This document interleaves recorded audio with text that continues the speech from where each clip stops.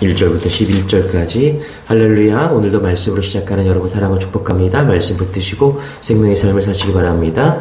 고린도전서 15장 1절부터 11절까지 보도록 하겠습니다. 교독하도록 하겠습니다. 형제들아, 내가 너희에게 전한 복음을 너희에게 알게 하노니 이는 너희가 받은 것이요 또 그 가운데 선 것이라. 너희가 만일 내가 전한 그 말을 굳게 지키고 헛되이 믿지 아니하면 그로 말미암아 구원을 받으리라. 내가 받은 것을 먼저 너희에게 전하였노니 이는 성경대로 그리스도께서 우리 죄를 위하여 죽으시고 장사 지낸 바 되셨다가 성경대로 사흘 만에 다시 살아나서 게바에게 보이시고 후에 12 제자에게와 그 후에 500여 형제에게 일시 보이셨나니 그 중에 지금까지 대다수는 살아있고 어떤 사람은 잠들었으며 그 후에 야고보에게 보이셨으며 그 후에 모든 사도에게와 맨 나중에 만삭되지 못하여 난 자 같은 내게도 보이셨느니라. 나는 사도 중에 가장 작은 자라. 나는 하나님의 교회를 박해하였으므로 사도라 칭함 받기를 감당하지 못할 자니라. 내가 나 된 것은 하나님의 은혜로 된 것이니 내게 주신 그의 은혜가 헛되지 아니하여 내가 모든 사도보다 더 많이 수고하였으나 내가 한 것이 아니요 오직 나와 함께 하신 하나님의 은혜로라. 11절 같이 시작. 그러므로 나나 그들이나 이같이 전파하되 너희도 이같이 믿었느니라. 아멘. 자, 우리 고린도 전서 1장에서 14장까지는요 사도 바울은 고린도 교회 교인들에게 진정한 그리스도인이라면 다투지 않고 그리고 겸손히 서로를 섬기면서 오직 사랑만 하면서 공동체의 유익을 위해서 절제와 그리고 질서의 삶을 살아야 함을 계속 강조했습니다. 자, 이러한 삶이야말로 그가 진정 구원받은 사람이라는 증거이고 그런 공동체야 진정한 교회가 될 수 있다. 그래서 이제 계속해서 그렇게 다툼을 멈추고 사랑으로 하나 되는 것을 그렇게 이야기를 했습니다. 자, 이러한 삶을 살려면요 반드시 올바른 복음 안에 있어야 되는데요. 그래서 사도 바울은요 다시 한번 15장에서 복음에 대한 진수를 다시 한번 일깨워주고 있습니다. 자, 1절입니다. 같이 시작. 형제들아, 내가 너희에게 전한 복음을 너희에게 알게 하노니 이는 너희가 받은 것이요 또 그 가운데 선 것이라. 정말 중요한 거죠. 하고 싶은 얘기가 아니라 주님이 원하시는 것, 그것이 무엇인가? 그것이 복음이다. 복음에 대해서 다시 한번 정리를 하고 있다는 것입니다. 3절에서 7절이 복음에 대한 정리인데요. 3절, 4절 읽겠습니다. 내가 받은 것을 먼저 너에게 전하였노니 이는 성경대로 그리스도께서 우리 죄를 위하여 죽으시고 장사 지낸 바 되셨다가 성경대로 사흘 만에 다시 살아나사. 3절에서 4절에서 주목해야 될 것이 뭐냐면 예수님에 대한 죽으심과 부활에 대한 이야기를 하고 있는데요. 이 부활에 대해서 뭐라고요? 이는 성경대로 3절에서 그렇죠? 4절에서는 뭐라고요? 똑같아요. 되셨다가 성경대로 이루어졌다. 여러분, 예수님의 부활은 어느 날 갑자기 일어난 사건이 아닙니다. 예수 그리스도의 사건은 구약 성경의 예언의 성취였다는 것입니다. 부활은 구약 예언의 중심이라는 것입니다. 구약에는요 예수님에 대해서 중요한 부분이 거의 다 예언되어 있다는 것입니다. 어느 날 갑자기 일어난 사건이 아니라 하나님께서 우리를 구원하시기 위해서 계속해서 예언하시고 그렇게 예언했던 것들이 이제 예수님을 그렇게 실제적으로 이루어지게 했다는 것입니다.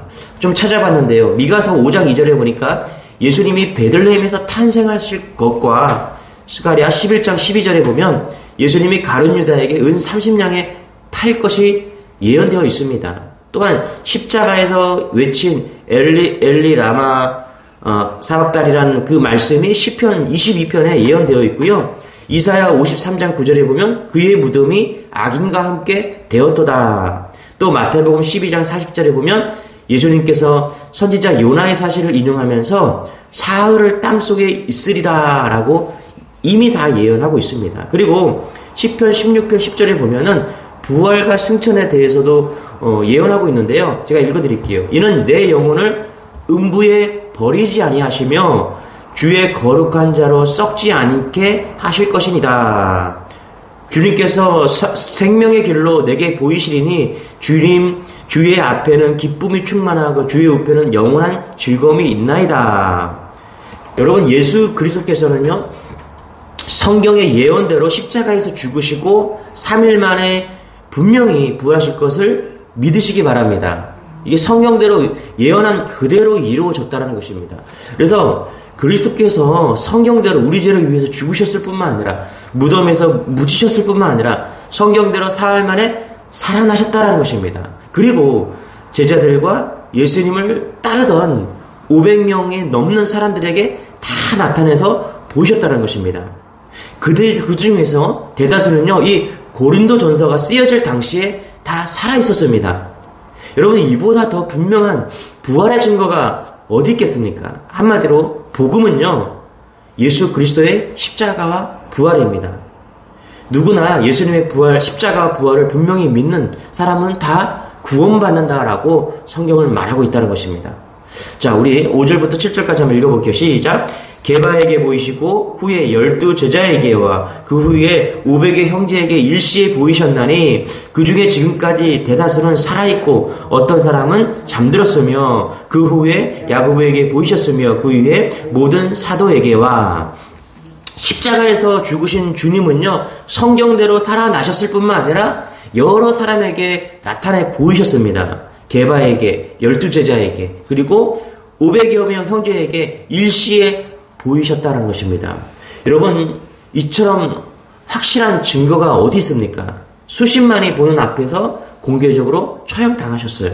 군병들이 3일 동안 지키는 그 무덤 속에서 계셨고요. 수백 명이 지켜보는 가운데 부활하신 주님이 나타나셨습니다. 승천하셨다면 무엇이 더 증거가 더 필요하겠습니까, 여러분? 만약에 부활이 사실이 아니고 조작이라면요, 거의 30년의 세월이 흐르는 동안 많은 자들의 그 입을 통해서 거짓임이 누설되지 않았겠습니까?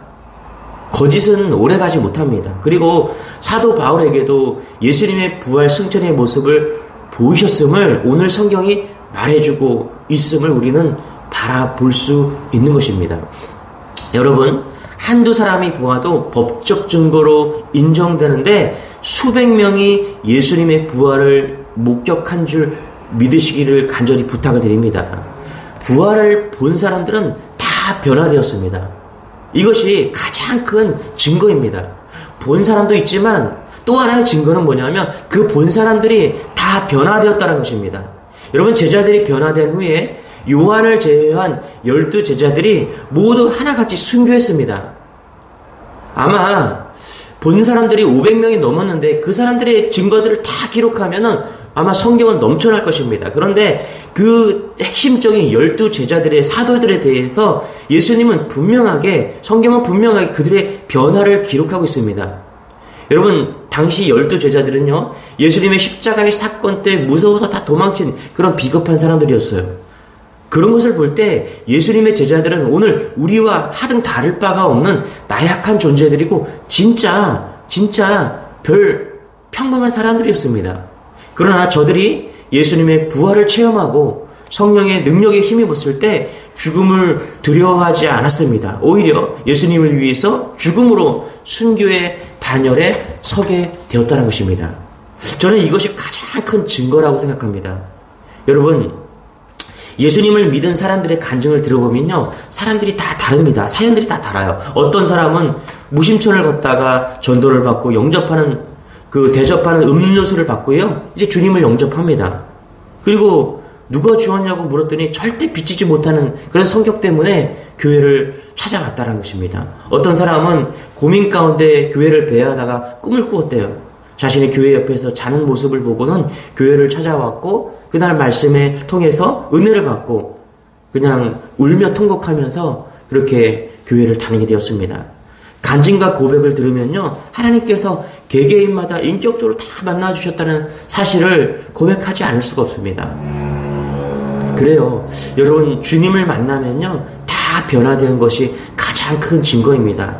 제게 무엇이 가장 큰 증거라고 묻는다면요, 그것은 예수님을 만나면 내 자신이 변화되었다는 것입니다. 놀라운 사실입니다. 돈을 줘서 변화된 게 아니에요.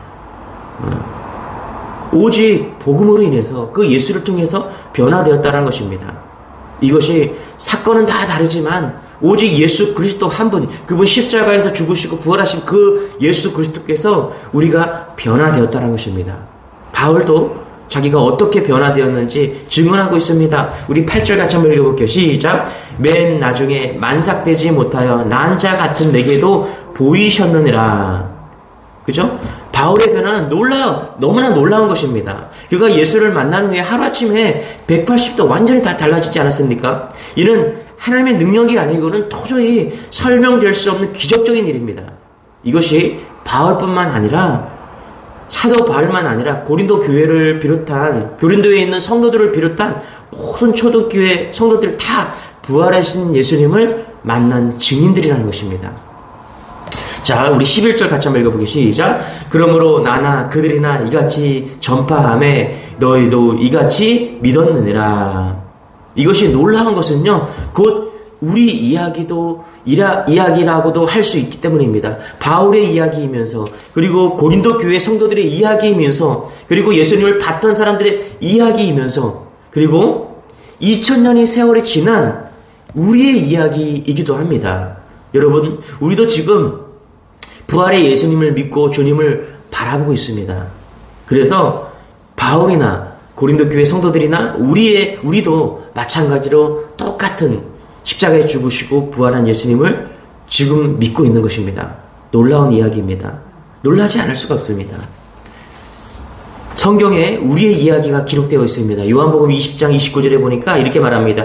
예수께서 이르시되 너는 나를 본고로 믿느냐? 보지 못하고 믿은 자들은 복되도다. 할렐루야. 이게 우리의 이야기입니다. 예수님을 보지 못했지만 우리는 성경을 통해서 보고 믿는 것이죠. 베드로전서 1장 8절에 예수를 너희가 보지 못하였으나 사랑하는도다. 이제보다 보지 못하나 믿고 말할 수 없는 영광스러운 즐거움으로 기뻐하는도다. 할렐루야. 저는 예수님을 보지 못했습니다. 그런데 예수님을 사랑합니다. 보지 못하나 믿고 말할 수 없는 영광으로 즐거워하고 기뻐하고 있습니다. 예수님을 만나지 못했지만 예수님을 사랑한다 고백하고 있고요. 예수님으로 인해서 누구보다도 기뻐하고 있습니다. 놀라운 기적입니다. 이런 기적이 어디 있을까요? 부활의 주님을 바라보는 것은요, 주님이 남기신 말씀을 기억하거나 주님의 생애를 되새기며 교훈을 받으라는 그런 말씀이 아닙니다. 예수님은 부활하셔서 하늘에 올라가셔서 하나님의 보좌 우편에 앉으셨습니다. 재림 때 공중에서 천사와 함께 임하실 것입니다. 그러나 지금 그 부활의 주님을 성령 안에서, 내 안에서 지금 믿고 있는 것이죠. 여러분, 이것이 또 하나의 증거입니다. 여러분 안에 예수 그리스도의 성령님이 우리 안에 있다면 그것이 증거이고요. 그것이 부활의 주님입니다. 이것은 아무나 할 수 있는 것이 아닙니다. 오직 부활의 예수님만이 우리 안에 오실 수 있는 것이죠. 고린도후서 13장 5절에 너희는 믿음 안에 있는가? 너희 자신을 시험하고 너희 자신을 확증하라. 예수 그리스도께서 너희 안에 계신 줄을 너희가 스스로 알지 못하느냐. 내 안에 예수 그리스도가 있다는 것은요, 오직 부활하신 그 주님만이 할 수 있는 거예요. 죽었다가 살아나지 않고 하늘로 올라가시지 않았다면 우리 안에 오실 수가 없는 것입니다. 그냥 그리움으로 남는 것이죠. 아, 그렇게 죽으셨지.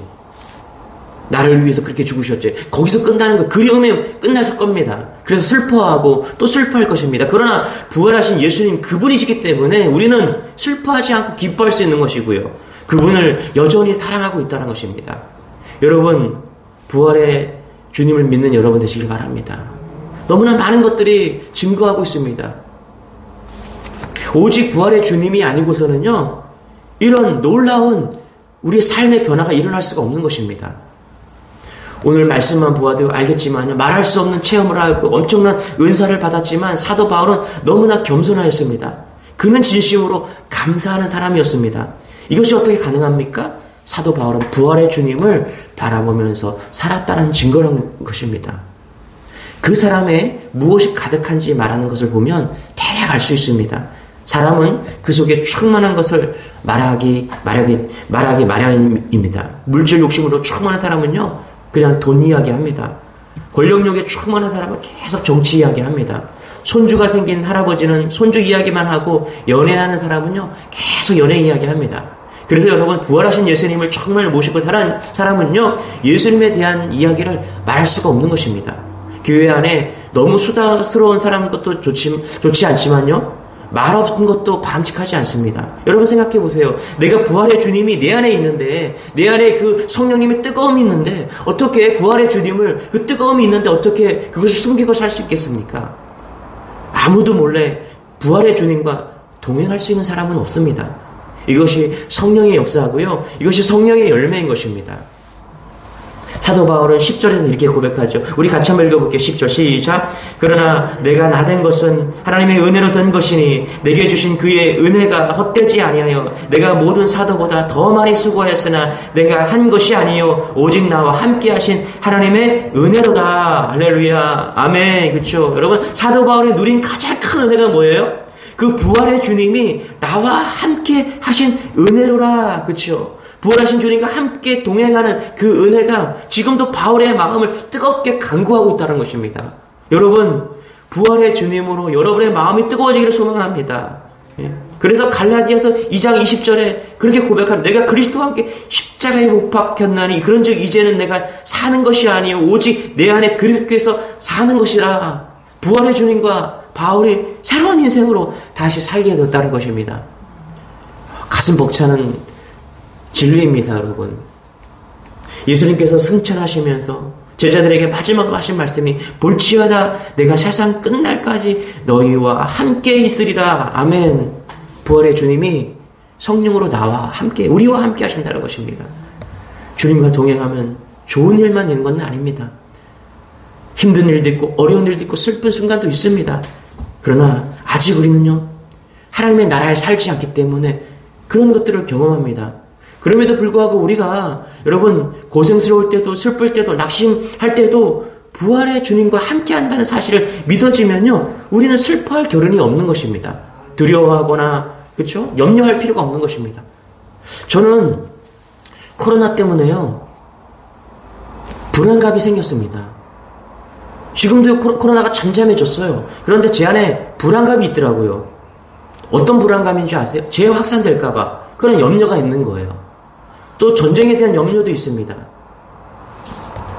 이제 우크라이나에 막 전쟁이 벌어지니까 경제적인 부분들이, 먹을 것이 식량 부족으로 그냥 걱정스러운 것들이 너무나 많습니다. 그런데 오늘 주님은 말씀하시는 거예요. 걱정하지 말라고 하십니다. 오직 어떻게 하면 부활의 주님과 기뻐할까, 그 생각을 하면서 살아라는 거예요. 지금 고린도 교회는요, 우리보다 더 많은 걱정들이 있었습니다. 어떻게 사랑할까? 어떻게 하면 하나 될까? 어떻게 하면 겸손하게 살아갈까? 어떻게 하면 우리 공동체가 세워져 갈까? 어떻게 하면 기뻐하며 살아갈까? 그것만 생각하며 살아가라는 거예요. 그러면서 바울이 말하는 겁니다. 부활의 주님을 붙잡으라는 거예요. 우리도 그렇게 부활할 수 있다는 것을 붙잡으라는 것입니다. 여러분, 그래요. 놀랄 만한 진리입니다. 복음을 우리가 오늘도 복음으로 누리는 그런 축복이 우리 안에 있기를 소망합니다. 모든 걱정, 근심 다 그냥 날려버릴 수 있는 진리가 오늘 바울은 우리에게 알려주는 것입니다. 부활의 주님, 오직 하나님의 은혜로다. 부활의 주님을 붙잡고 오늘도 그 놀라운 은혜로 그 진리를 붙잡고 오늘도 승리하라고 우리에게 말씀하는 것입니다. 그렇습니다. 오늘도 기뻐할 수 있는 이유, 감사할 수 있는 이유, 오늘도 정말 힘차게 살아갈 수 있는 이유, 내 마음이 뜨거운 이유, 부활의 주님이 그 오직 하나님의 은혜가 우리에게 함께하는 것입니다. 여러분, 오늘 기도하시다가 마음이 뜨거워지는 은혜가 있기를 소망합니다. 감사가 솟아나는 은혜가 있기를, 기쁨이 솟아나는 은혜가 있기를 소망합니다. 다른 걸로 되는 것이 아니라 십자가에 죽으시고 부활하신 그 주님이 오늘 나와 함께 하시기 때문입니다. 오늘도 그런 하루가 되기를 축원합니다. 기도하겠습니다. 주님 감사합니다.